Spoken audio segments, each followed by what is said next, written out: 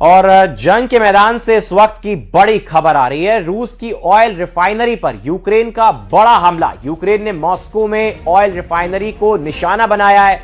Zelensky ने video जारी कर हमले का दावा किया है। हमले के बाद ऑयल रिफाइनरी में भयंकर आग लगी है। ऑयल रिफाइनरी पर अटैक की तस्वीरें भी सामने आई हैं। जंग के मैदान से ये बड़ी खबर आप तक पहुंचा रहे हैं, जहां रूस की ऑयल रिफाइनरी पर यूक्रेन का बड़ा हमला। और ये वो आग की ऊंची ऊंची उठती हुई लपटें आप देख रहे हैं आपकी टीवी स्क्रीन पर। यूक्रेन ने मॉस्को में ऑयल रिफाइनरी को निशाना बनाया। अमेरिका और ईरान के बीच हुए नए समझौते को लेकर ट्रंप प्रशासन के भीतर ही मतभेद सामने आ गए। CIA डायरेक्टर जॉन रैटक्लिफ ने राष्ट्रपति डोनाल्ड ट्रंप और वरिष्ठ अधिकारियों को बताया कि अमेरिकी खुफिया एजेंसियों के पास ऐसे संकेत हैं जिनसे ईरान की परमाणु कार्यक्रम पर रियायतें देने की मंशा पर गंभीर सवाल खड़े होते हैं। सूत्रों के मुताबिक विदेश मंत्री मार्को रूबियो और रक्षा मंत्री पीट हेगसेथ ने भी समझौते को लेकर चिंता जताई है, जबकि उपराष्ट्रपति JD वेंस, विशेष दूत स्टीव विटकॉफ और जेरेड कुशनर ने इसके समर्थन में वो नजर आए। समझौते की घोषणा से पहले ट्रंप और उनके सलाहकारों के बीच कई उच्च स्तरीय बैठक हुई हैं, जिनमें ईरान के इरादों और समझौते की व्यवहारिकता पर विस्तार से चर्चा भी की गई है। देखिए।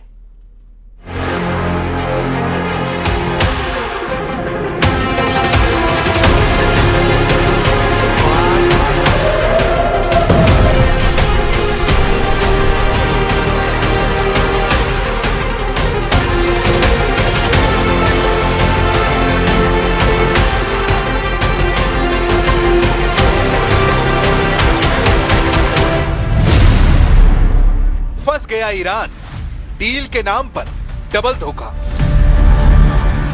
अमेरिका के राष्ट्रपति ट्रंप ने साम दाम दंड भेद से ईरान डील करने का दावा तो कर लिया है, लेकिन क्या वाकई में 19 जून को जिनेवा में ईरान की तरफ से फाइनल डील पर साइन होंगे?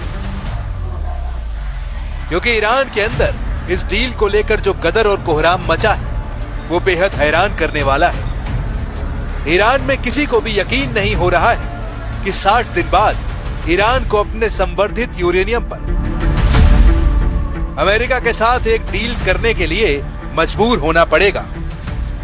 सबसे चौंकाने वाली बात यह है कि ईरान की तरफ से इस डील की पुष्टि ईरान के उप विदेश मंत्री काज़ेम गरीबाबादी ने की है, जबकि अमेरिका की तरफ से इस ईरानी डील का ढोल खुद अमेरिका के राष्ट्रपति ट्रंप पूरी दुनिया में पीट रहे हैं। आखिर ईरान जिस डील को अपनी जीत बता रहा है, उस डील को लेकर उसकी सुप्रीम लीडरशिप इतना शांत और ठंडा रिएक्शन क्यों दे रही है?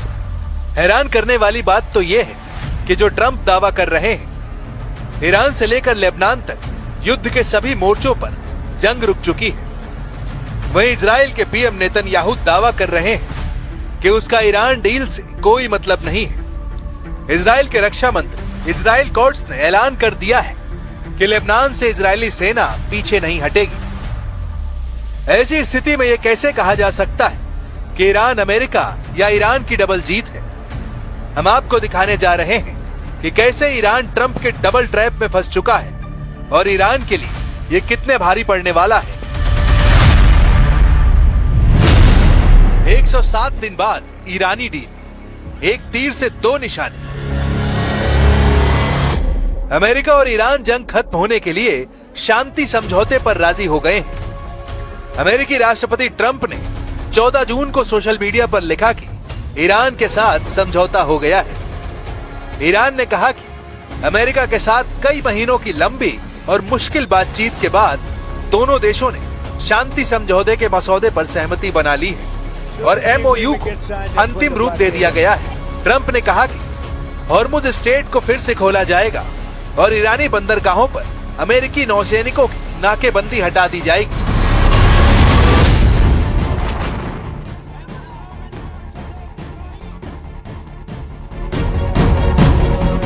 इस युद्ध और शुरुआती समझौते यानी MOU को देखने वाले अंतरराष्ट्रीय कूटनीतिक एक्सपर्ट्स का मानना है कि इस मोड़ पर ईरान का पल्ला राजनीतिक रूप से भारी नजर आ रहा है। हालांकि अमेरिका इसे अपनी जीत के रूप में पेश कर रहा है। 19 जून को जिनेवा में ईरान की तरफ से फाइनल डील पर साइन होंगे। 15 जून 2026 को अमेरिका और ईरान के बीच युद्ध समाप्त करने और पीस फ्रेमवर्क पर सहमति बनने की खबरें हैं। फरवरी 2026 में भड़के इस भीषण युद्ध के करीब 3.5 महीने बाद दोनों देश 19 जून को स्विट्जरलैंड में आधिकारिक रूप से इस समझौते पर हस्ताक्षर करने जा रहे हैं।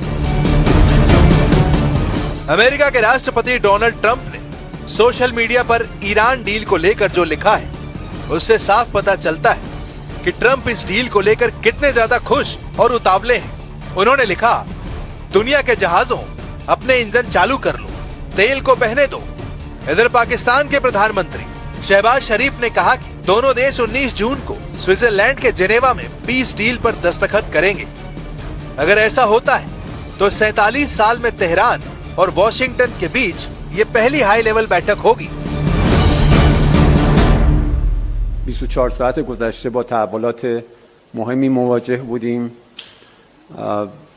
نهایی شدن یادداشت تفاهم میان ایران و آمریکا برای خاتمه جنگ تحمیلی آمریکا و رژیم صهیونیستی علیه ایران در تمام جبهه‌ها به شمول لبنان تحول بسیار مهمی بود که محصول ایستادگی و مقاومت اسطوره‌ای ایرانیان در برابر تجاوز و جنایت دو بازیگر شرور و مجهز به همه امکانات مادی.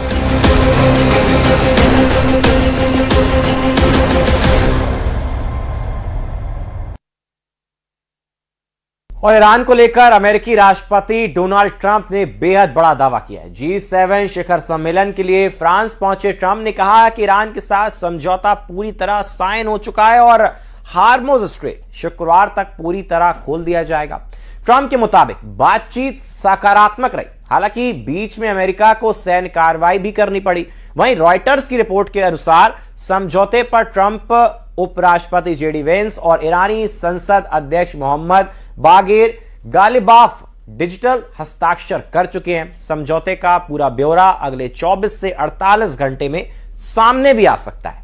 देखिए, ईरान डील में डबल धोखा, ट्रंप नेतन्याहू का डबल गेम। अमेरिका ईरान में अब जल्द ही बड़ा समझौता हो सकता है। अमेरिकी राष्ट्रपति ट्रंप ने इस बात का संकेत दे दिया है। उनका कहना है कि कुछ ही घंटों में अब अमेरिका और ईरान के बीच फाइनल डील हो सकती है। लेकिन सवाल यह है कि क्या वाकई ईरान के साथ खुले मन से समझौता करने जा रहे हैं या फिर समझौते की आड़ में ईरान के साथ सिर्फ धोखा हो रहा है। इंटरनेशनल इंटेलिजेंस के कुछ एक्सपर्ट्स इसे पूरी तरह धोखा ना मानकर ट्रंप और नेतन्याहू के एक सोची समझी चेस चाल के रूप में देख रहे हैं, जिसके पीछे गणित हो सकता है। ट्रंप दुनिया के सामने शांति दूत की इमेज बना रहे हैं, दुनिया के लिए हार्मूज खुलवा रहे हैं, जबकि नेतन्याहू बैड कॉप की भूमिका में रहकर लेबनान से लेकर ईरान तक हमले की खुली छूट का दावा कर रहे हैं। डील के तहत 60 दिन में परमाणु स्टॉक नष्ट करना है। अगर ईरान अपने डील से मुकरा तो ट्रंप को दोबारा से नैतिक और लीगल आधार मिल जाएगा और वो ईरान को तबाह कर डालेंगे। 107 दिनों की लगातार लड़ाई से अमेरिका और इजराइल दोनों के एयर डिफेंस इंटरसेप्टर्स यानी मिसाइल डिफेंस सिस्टम खत्म होने की कगार पर थे। इस डील के बहाने इजराइल और अमेरिका को अपने हथियारों का स्टॉक दोबारा भरने का समय मिल गया है, जो कि इजराइल ने आधिकारिक तौर पर कह दिया है कि वो इस डील का हिस्सा नहीं है। इसलिए नेतन्याहू ने चालाकी से खुद को अंतर्राष्ट्रीय बंधनों से मुक्त कर लिया है। अमेरिका दुनिया से कहेगा वो शांति चाहता है, लेकिन इजराइल पर्दे के पीछे से ईरान के परमाणु ठिकानों पर मोसाद के जरिए गुप्त और सर्जिकल हमले जारी रखेगा। इजराइल सीज फायर के आधिकारिक रूप से लागू होने से पहले हिजबुल्ला और ईरान के शीर्ष कमांडरों को चुन चुन कर निशाना बनाने की नीति जारी रखेगा, ताकि समझौते के वक्त उसकी स्थिति कमजोर न रहे। अगर अमेरिका के दबाव में इजराइल को फ्रंट लाइन वॉर यानी आमने सामने का युद्ध रोकना भी पड़ा, तो भी मोसाद के जरिए ईरान के भीतर सीक्रेट ऑपरेशंस, साइबर हमले और परमाणु वैज्ञानिकों या ठिकानों को गुप्त रूप से निशाना बनाने का सिलसिला थमेगा नहीं। ये लगभग तय है। यानी 19 जून 2026 को अगर जिनेवा में ईरान की डील हो जाती है तो डील के अगले 60 दिन ईरान के लिए एक ऐसा डेथ ट्रैप साबित होंगे जहां ईरान का परमाणु प्रोग्राम भी तबाह होगा और वो अमेरिका और इजराइल के रहमो करम पर रहने को मजबूर हो जाएगा।